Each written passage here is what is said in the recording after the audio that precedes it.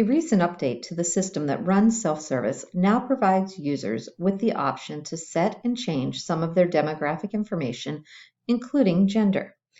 It also provides the option to change the display name and to set preferred pronouns.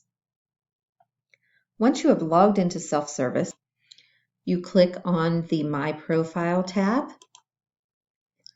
and then select Personal Information. On the left side of your screen, you will see gender identity information.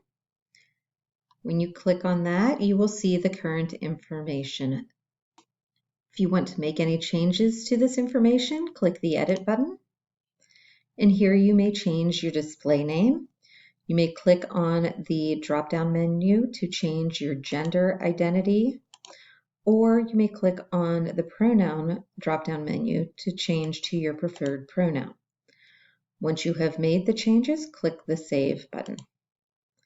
Now you will see the updated information.